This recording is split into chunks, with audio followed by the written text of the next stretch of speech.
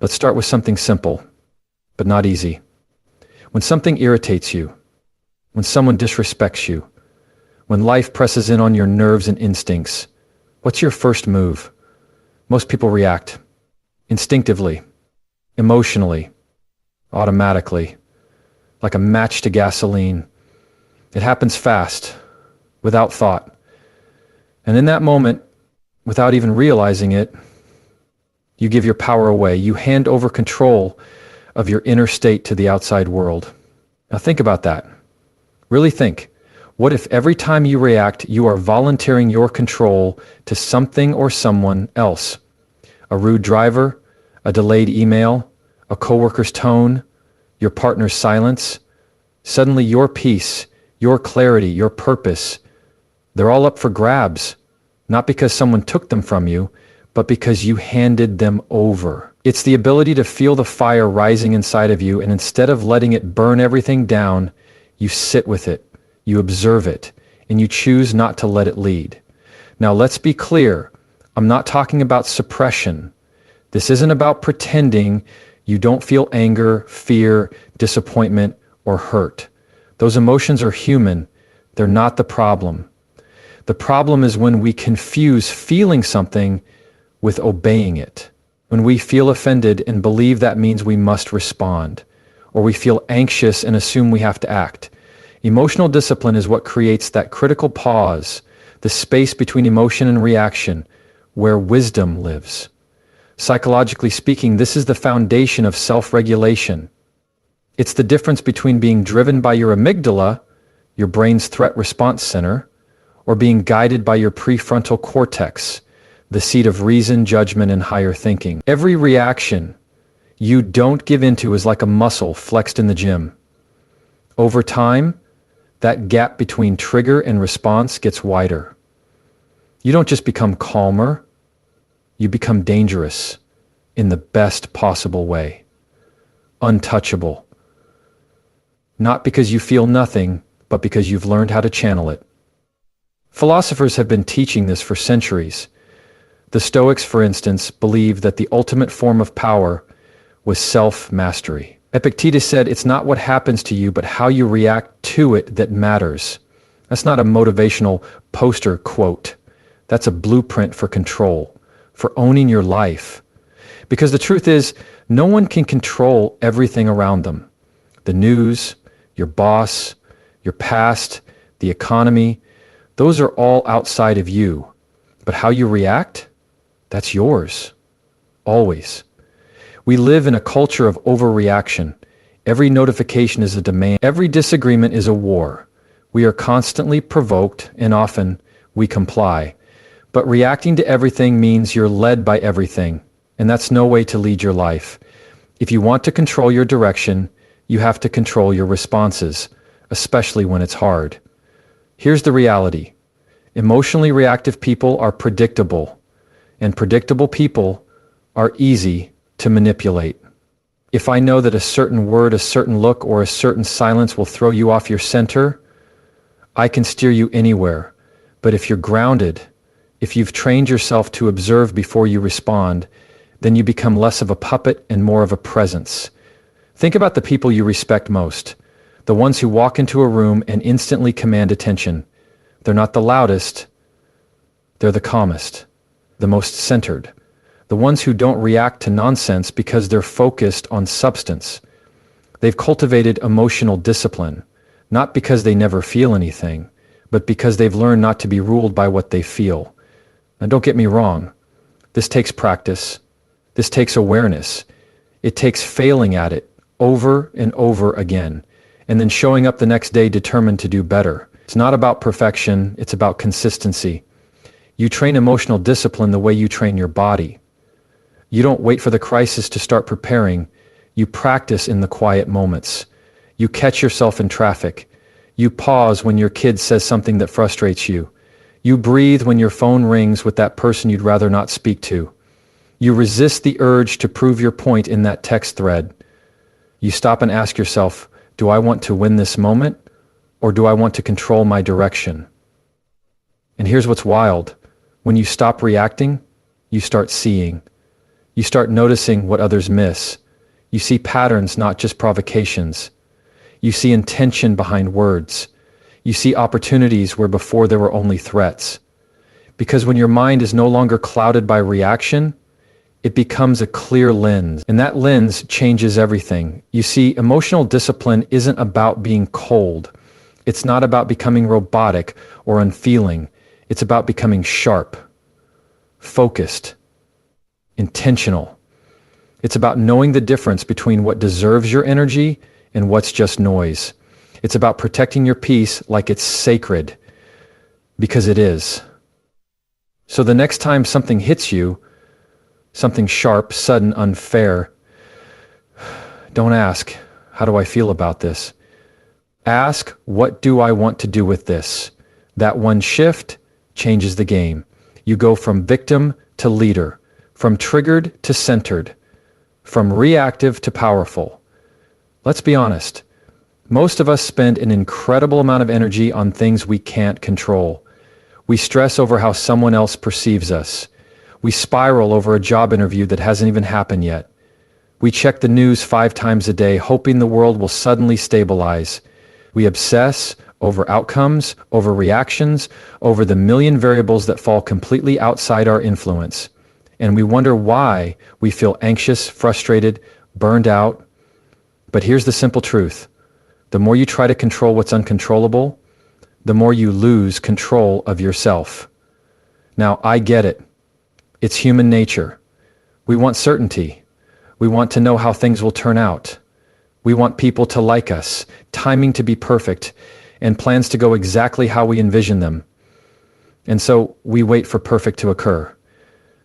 We wait for too much of the unknown, and it molds who we are. We conform to the ceilings that we've been given, and we wait for perfect to occur. We wait for too much to be perfect, or we work up to a certain level of success to achieve the same goals. But life doesn't owe us predictability. People don't owe us agreement, and outcomes rarely follow our scripts. So the question becomes, where do we focus if not on outcomes? Where does real control begin? It begins inside, with your mindset, with your actions, with your attention.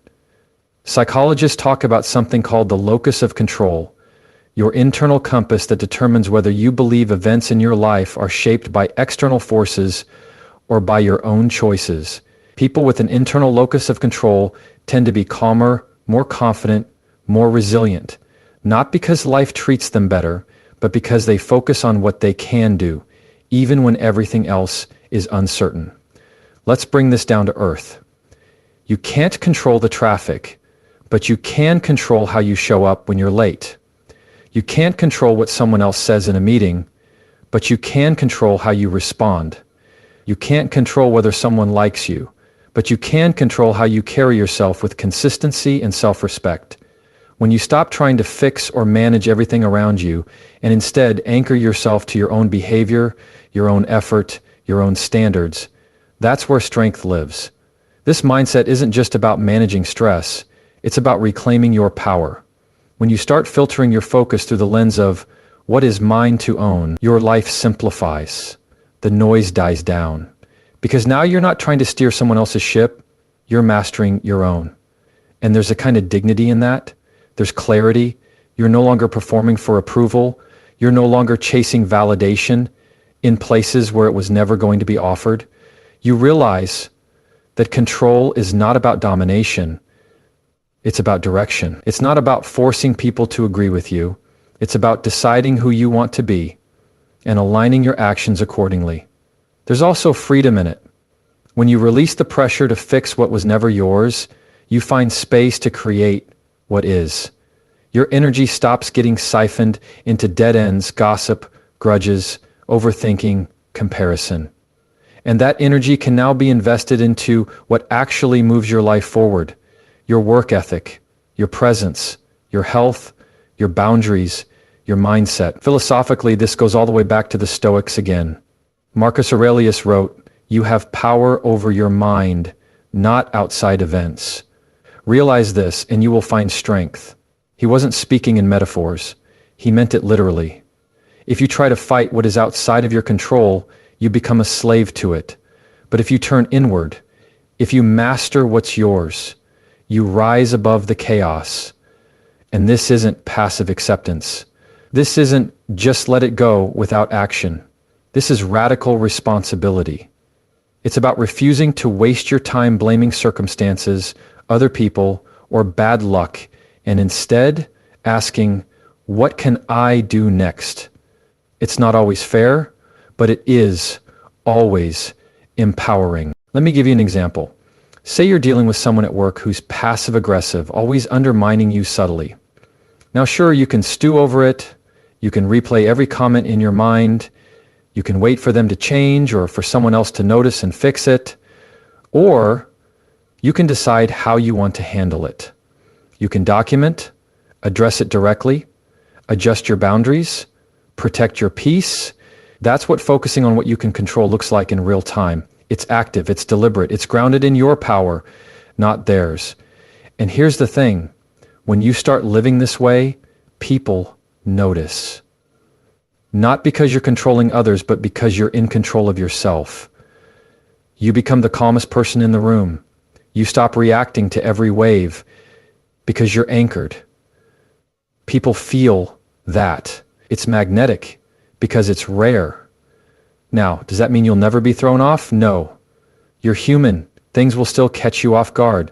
But emotional discipline, what we just talked about, paired with focused control, what we're talking about now, is how you return to center, faster, stronger, clearer.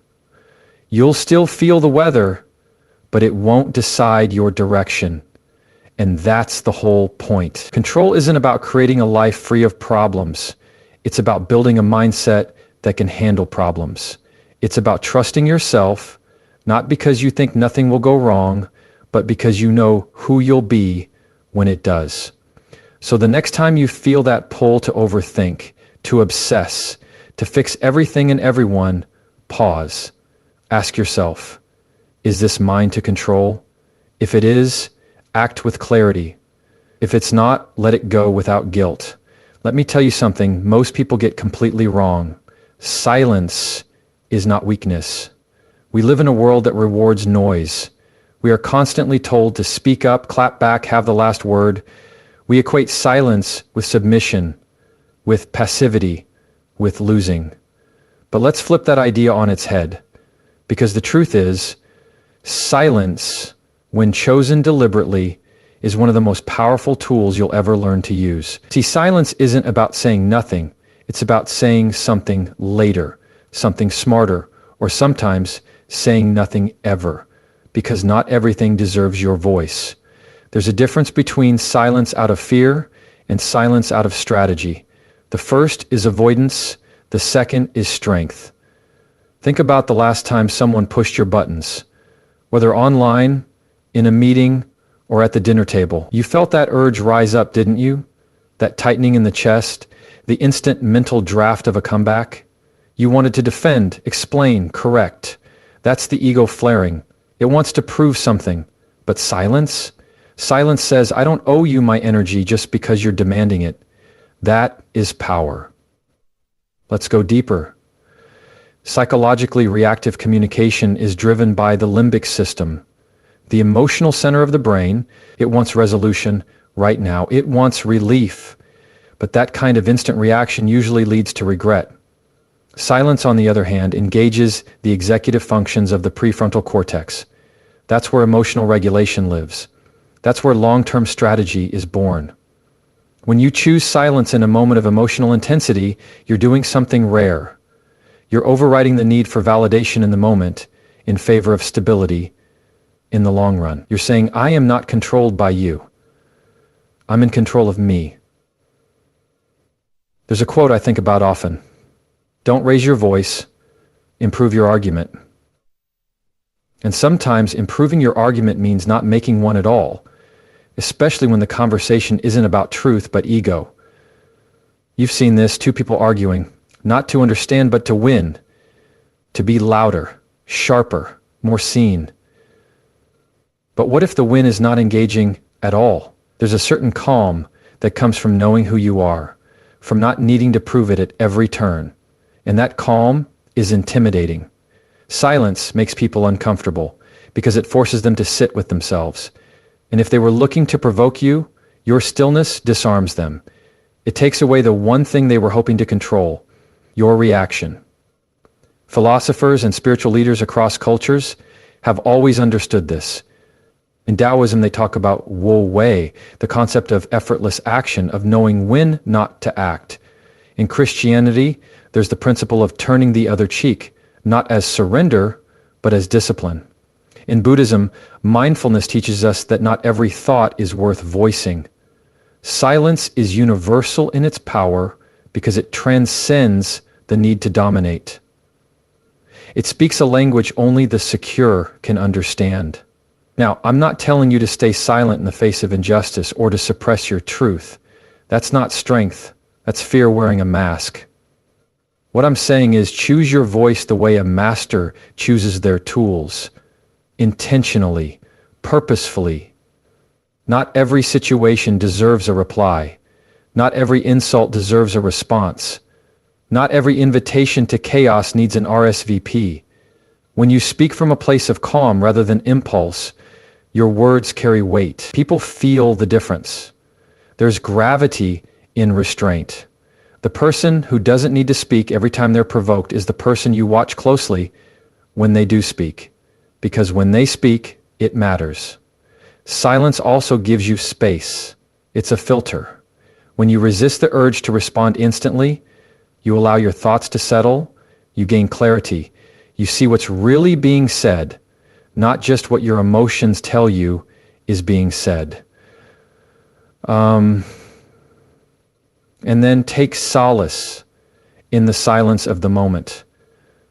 You see what's really being said, not just what your emotions tell you is being said.